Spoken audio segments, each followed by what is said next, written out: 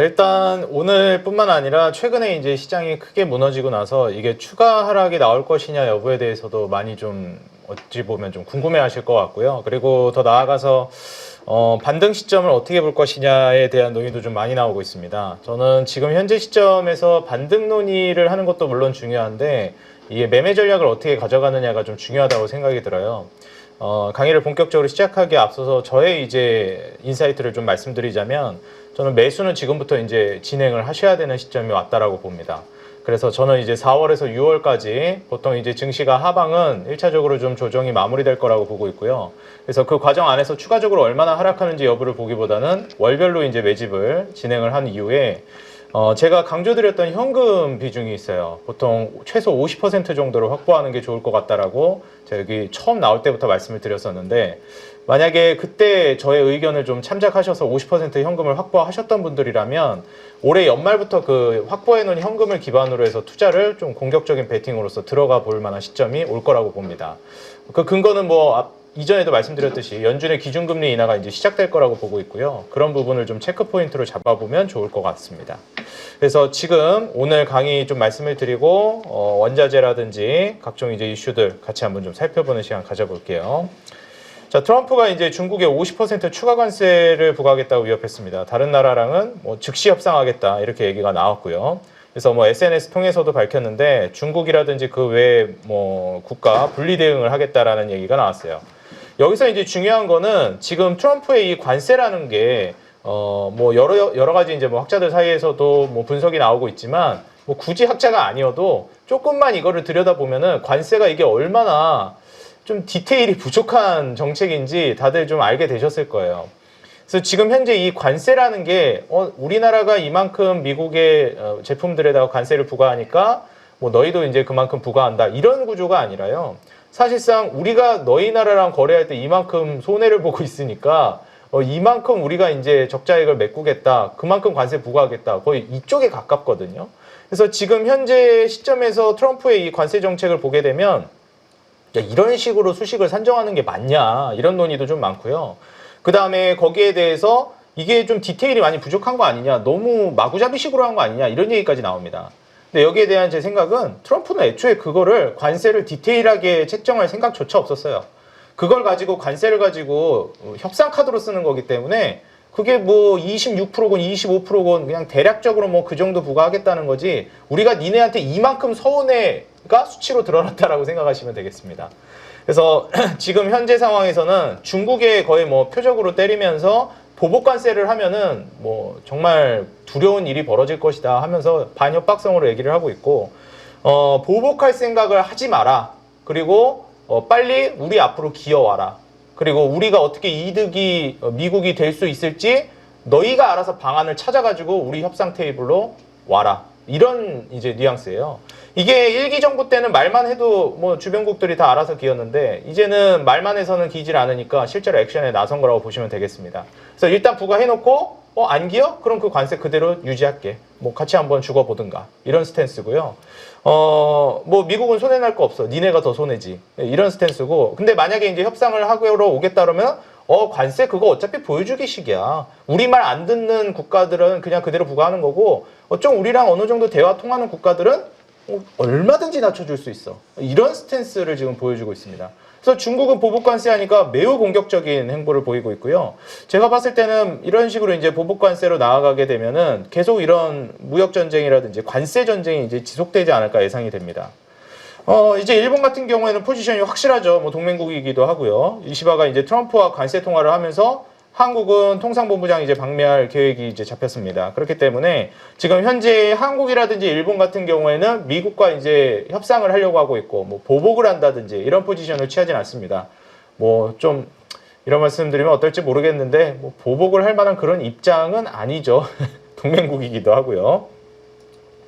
그래서 이제 한국 대행 같은 경우에도 트럼프 미국 대통령과 이제 한 30분가량 통화했다. 뭐 앞서서도 설명을 해주시던데 지금 현재 이 이야기가 나오면서 맥쿼리에서도 의견을 내놓고 있는 게 이렇게 관세 전쟁이 불거지게 되면서 그럼 어떤 섹터나 산업들이 살아남을 것이냐 여기에 방산이라든지 조선이라든지 이런 쪽을 많이 언급을 했어요. 그 이유 중에 하나가 결국 수출 강세 품목들이 생존할 것이다라는 평가를 내놓고 있습니다. 그래서 지금 현재 트럼프와의 통화를 통해서도 우리나라의 이제 수출 강세 품목들 있죠. 뭐 방산이라든지 조선이라든지 특히 트럼프가 이제 당선되자마자 한국에 가장 먼저 전화해서 요청했던 부분들, 조선이랑 방산 같은 경우에는 앞으로도 이제 당분간 강세를 띌 가능성이 높다라고 점쳐지고 있습니다. 뿐만 아니라 이제 수출 효자 품목들, 강세를 띠고 있는 품목들은 앞으로도 선방을 할 가능성이 높다라고 평가되고 있어요. 사실 관세에 타격이 없는 업종들이 괜찮을 것이다라는 평가보다는 타격을 받더라도 수출에서 경쟁력이 있는, 국제적으로 경쟁력 있는 산업들, 수출 품목들이 살아남을 거라는 의견이에요. 이 의견에는 저 역시도 좀 동감하는 부분입니다. 결국 그 제품이 다른 국가들이 대체할 수 없다면 그런 제품들은 살아남을 수밖에 없다라고 생각이 들어요. 그래서 조금 사이드로 빠지자면 앞서서도 삼성중공업을 설명해 주시던데, 삼성중공업은 이제 윗선조선소를 미국이 제재를 하게 되면서, 제가 여기 초반에도 삼성중공업 말씀을 드렸었죠. 윗선조선소 제재를 가하게 되면서 FLNG 분야 1등일 뿐만 아니라 이제 앞으로는 삼성중공업을 대체할 수 있는 기업이 전 세계에 없다고 봐도 무방합니다. 그래서 사실상 거의 전 세계 독점에 가까운 구조를 가져가고 있는 상황이라고 보시면 될 것 같고요. 뿐만 아니라 여기에 따른 이제 LNG 운반선 수요 역시도 뭐 당연히 올라가게 될 거기 때문에 말씀드렸던 조선이나 방산 쪽은 수혜를 좀 볼 수 있겠지만 그 안에서도 종목 선별을 좀 잘해야 될 것 같다. 이런 좀 조언을 드리고 싶습니다. 트럼프가 인플레는 전혀 없다. 이런 좀 발언을 했는데 연준의 기준금리 인하를 압박하고 있습니다. 자, 이제 여기에서 트럼프의 의도가 아주 뭐 적나라하게 저는 좀 보여지고 있다라고 보는데요. 일단 기본적으로 트럼프가 이제 유도하고 있는 것들, 목적성을 두고 있는 것들은 미국의 적자들을 해결하는 겁니다. 그렇기 때문에 이 도지에다가 일론 머스크를 앉히고 예산 삭감을 이제 대폭 진행하고 거기에다가 연준의 기준금리 인하도 계속해서 압박하고 있는 입장이죠. 그래서 지금 주가 폭락을 하기도 한 상황이기 때문에 관세 때문에 인플레가 나오는 거 아니냐라는 우려감에 연준 입장에서는 금리 인하를 못하고 있지만 뭐 트럼프 입장에서는 지금 자신 있게 얘기하죠. 인플레는 없을 것이다. 지금 원자재 가격이 전반적으로 폭락하고 있기 때문에 이런 점들을 좀 고려해 봤을 때는 트럼프는 좀 자신이 있다라고 보여져요. 현재 관세를 부과한 그 수치들은 사실상 최고점이라고 저 역시도 보고 있고요.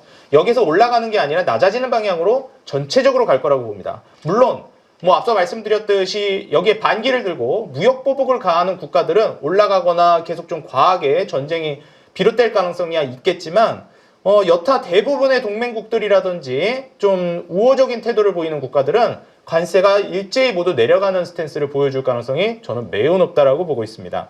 그리고 현재 원자재 가격까지 다운시키고 있는 만큼 결국 물가 안정을 실질적으로 좀 보여주면서 연준이 지금 불경기로 포커스를 맞춰 오게끔 만들 가능성이 높다라고 보여져요. 항상 금리 인하를 하려면 지금 현재 연준이 포커스를 어디에 맞추고 있는지를 보시는 게 중요한데 물가에 포커스를 맞추고 있으면 금리 인하를 할 가능성이 적어집니다. 근데 불경기, 다시 말해서 경기에다 포커스를 옮겨가게 되면 그때부터 이제 금리 인하를 준비하실 필요성이 있다고 봐요. 아직까지는 이제 연준이 이제 막 관세를 발효시키기도 했고 좀 더 지켜봐야 된다는 입장이지만 5월 달에 금리 인하 할 것이냐 말 것이냐라는 의견이 많아요. 지금 저의 개인적인 생각으로는 5월 달에 금리 인하 할지 안 할지 모르겠지만 최소한 5월 정도 되게 되면 금리 인하는 안 하더라도 인하에 대한 뉘앙스 정도는 흘릴 가능성이 높다라고 보고 있습니다. 그래서 이 점을 좀 고려하시면서 시장을 좀 바라보시는 게 좋겠고요.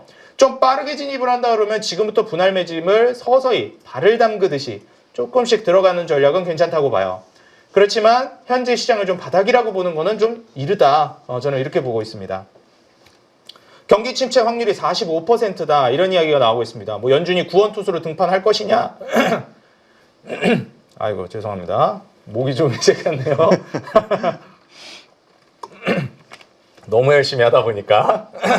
그래서 지금 미국 경제 침체 확률이 45%다. 이런 이제 기사들이 나오고 있는데 여기에 대해서도 이제 저의 생각을 말씀드리자면 언론이나 미디어에서도 지금까지는 관세라는 거, 거기에 대한 물가 상승 우려의 포커스가 자꾸만 맞춰져 있었는데 이 포커스가 이게 관세가 지금이야 뭐 보복을 하면서 서로 막 관세를 더 올리니 많이 이러고 있는 단계지만 제가 아까 말씀드렸던 시나리오, 이제 협상을 통해서 관세를 낮추는 방향으로 가게 되면 그때부터는 뭐야 관세가 처음에 이렇게 돼가지고 큰일 난 줄 알았는데 말하면은 어느 정도 협상의 여지가 충분히 열려 있네. 어느 정도 협상하니까 충분히 낮춰주네. 이게 보이는 순간 관세에 대한 우려가 많이 사그라질 거예요. 그러면서 이제 포커스가 어디로 가느냐? 불경기, 경기 침체로 포커스가 옮겨가게 됩니다. 그때부터는 이제 연준이 뭐라고 반응하는지 봐야 돼요. 연준의 포커스도 옮겨가는지 봐야 됩니다. 언론이나 미디어 포커스가 옮겨가는 것도 중요하지만 거기에 맞춰서 연준이 이제 관세, 물가 상승 여기에 포커스를 두는 게 아니라 주안점을 두는 게 아니라 이제 서서히 불경기를 해결해야 된다라는 쪽으로 포커스가 옮겨가게 될 거예요. 그럼 이제 금리 인하 확률이 굉장히 기하급수적으로 올라가는 거고요. 조만간 금리 인하 한다는 신호입니다. 그래서 지금 현재는 언론 쪽에서는 서서히 얘기가 나오고 있어요. 경기 침체 확률이 높아지고 있다. 이게 시사하는 바는 관세에서 서서히 경기 침체, 불경기 이쪽으로 포커스가 조금씩 옮겨오고 있다라고 우리가 좀 해석해 볼 수 있을 것 같습니다. 그래서 금리 인하 가능성에 대한 이야기가 서서히 나오고 있고요. 그렇지만 이제 파월은 트럼프 관세 예상보다 높다. 인플레 영향 더 지속될 수도 있기 때문에 아직은 관망해야 된다는 입장이에요. 그렇기 때문에 당장에는 우리가 금리 인하를 기대해 볼 만한 시점은 아닙니다. 그래서 아직은 시장이 바닥을 찍었다, 이제부터 반등한다 이런 판단을 내리기엔 시기상조입니다. 그런 판단을 조심스럽게 내려도 될 정도 수준은 언제냐면 파월의 입에서 관세라는 얘기가 아니라 이제 불경기라는 얘기가 나오기 시작해야 돼요. 관세가 생각했던 것보다 높지 않네? 이런 얘기까지는 아니더라도 불경기가 너무 심각하다. 지금 경제 침체가 증시 폭락이 심각한 수준에 달했다. 그 문제점을 인식하고 있다라는 워딩들이 나오기 시작해야 합니다. 그래야 이제 금리 인하를 우리가 기대해 볼 수 있겠다. 이렇게 좀 말씀을 드리고요.